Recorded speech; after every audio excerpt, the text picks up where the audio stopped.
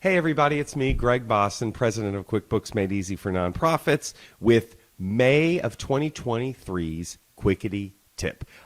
This tip I do every month, helps you with QuickBooks. This particular recording is for those of you that are using the online edition, okay? And specifically, it's for those of you that have payables. In other words, you enter your bills in QuickBooks, and they appear on reports. And I guess the summary of what I'm going to talk about is how to get accounts payable reports that match your financial statements and don't look messy, okay? Just watch, and I think you'll be kind of blown away. This is actually very, very cool, and a lot of you may be encountering this difficulty. So let's talk. So if you look at a balance sheet, okay, and this isn't the tip, but a balance sheet might be called the statement of financial position. And as you can see, we have accounts payable on here, $1,378. Okay, no biggie, not a big deal. Okay, so let's say you want a detail of what makes that up. Okay, so I'm going to go to reports. This isn't the tip yet either. Might be for some of you, but I guess there's a lot you're learning here. But to see a detail of what makes that up, go down to what you owe in the standard section of reports and click this unpaid details, okay? They have these aging reports. Don't click this. Click this unpaid details because it really gives you a nice little by vendor, by bill, exactly how much the person, you owe these vendors. So $1,378, we owe this much to Safeco, we owe this much to Kaiser, okay? If I go back over to the balance sheet, well, first of all, $1,378. Great, got a detail, okay? Everything's cool, all right? That's not the issue. The issue is sometimes you'll print or look at this report and it won't match this report. Okay, if you're in QuickBooks for a while and you have bills, you know what I'm talking about. If you don't, just watch anyway, okay, because then you'll know more than most people, okay? So let me create the problem for you, okay? I'm going to make this balance sheet, because you don't usually print it as of all dates. Usually print it as of the end of the last month, okay? So I'm just going to put some dates here, 06, 01, 25, 06, 30, 25. You wouldn't put dates in. You'd probably put end of last month, and then it would give you the date. But anyway, I'm using future dates. So, all right, so June 30, 2025. So here's the balance sheet as of June 30, 2025, and it says your accounts payable is $4,358. I'm like, okay, cool. So then if you say that you want to get a detail, see, first I had to show you when it works. Now I'm showing you when it doesn't work, and then I'll show you why. So I'm going to go down to unpaid bills, and it says $1,378. So I'm looking at a balance sheet. I'm looking at a balance sheet that says June 30, 2025. The balance in payables is $4,358, but this only says $1,378. Well, one reason why they don't match is dates, all right? This isn't even really the biggest tip, but the problem is that this is all dates. So I need this to be the same date, so I'm going to put custom as the balance sheet or statement of financial position, okay? So I'm going to put 6/30/2025. Now, typically when you do that, the report will change, and this number, 1378, will match your balance sheet. And it doesn't. This is the main point I want to make to you. So let's just review. I've got a balance sheet dated June 30, 2025. The accounts payable says 4358. I want a detail. I look at an unpaid bills detail as of the same date, June 30, 2025, and it doesn't match. Why doesn't it match? Okay, this is the part. This is the tip. This is the money shot. This is the thing that's cool, okay? You see this aging method right here? It says current or report date, okay? So it's on current, and current is the default position whenever you open up an unpaid bills report.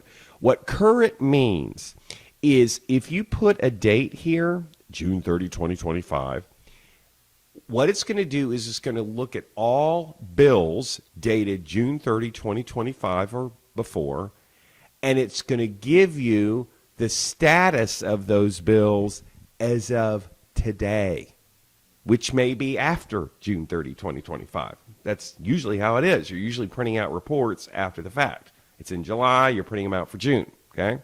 So if there is a bill that was outstanding as of June 30, 2025, but was paid before you looked at this report, it won't be here. It'll still be on the balance sheet, 4358, because this is the true balance in payables as of June 30, 2025. This is not, because it says current here. This is the status of all the bills as of today that were dated June 30, 2025 or before. So if you want this report to match this report, in other words, you want to really know what makes up this 4358, and when you look at this report, it's wrong, you have to change this to report date. If you change this to report date and refresh the report, then it's going to give you the details of what it looked like as of the date that you put right here. So 4358, 4358. Now it matches, okay? And specifically what happened is, you see this bill for $2,980? It was dated June 30, 2025. But between then and the date you looked at the report, it got paid off. So see, look at this $2,980. It's between 36 and 468. I'm going to go back to current. I'm going to run the report, and you're going to see that it disappears because it was paid. All right? So that's the key. You have to change this to report date, and then, of course, make this date the same as the date on your statement of financial position or balance sheet, and then this number should match, and it almost always does, the report dates. I got to change this. I got to run the report again. I forgot to run the report again. Okay, here we go. Okay, that's the tip. The other thing I'll just throw in is, since we're looking at this accounts payable report, unpaid bills, if you pull the report, every one of you should look at this report. 90% of you will find things like this, where you've entered a bill, and then instead of going into the pay bill screen, somebody did a journal entry to record a credit or something. So in net, zero is owed, but it's still cluttering up your accounts payable report because we've not been able to connect the journal entry to an individual bill. You know, when you do a journal entry to accounts payable or receivables, you can't tell it which exact bill to apply it to. And so it stays like this with a positive and a negative, and it clutters up the report. So to fix that, what you do is you go into, make sure I still have that here. Yeah. Okay, you're going to go to Pay Bills, okay? And you can think of it this way. Whenever I want to lower the amount of a bill, I probably should go into Pay Bills, okay?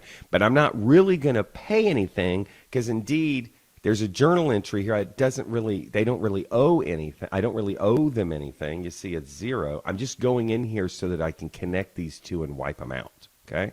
So I'm going to go to my Office Depot. There it is right there. I'm going to check it, and it already knows there's a credit, and here it is applying the credit. The total payment due is zero because the credit equals the open balance. It doesn't really matter what I put here because nothing's coming out of the bank account. I'm going to go ahead and pay this thing by clicking Save. And now when I go back over here and I'll refresh the screen, look at this, positive, negative. I'm going to refresh the screen. And now it's going to be gone all together. Okay? So that's the tip. I think it's pretty cool. If you have QuickBooks Online, and either you're new to it or you've been using it for a while, but you want to get better at it, we have a training that's coming up at the end of the month, and it's going to teach you every single thing you need to know about QuickBooks Online if you are a nonprofit organization. If you go to QuickBooks Made Easy and you click on webinars right there, we do this again twice a year. The one for QuickBooks Online is happening May 30, May 31, and June 1st. It's a Tuesday, Wednesday, Thursday. It's 2.5 hours a day. Click on this. This is everything we're learning in day 1, day 2, day 3, tracking pledges, credit card activity, restricted grants, special fundraising events, donor thank you letters, in-kind contributions.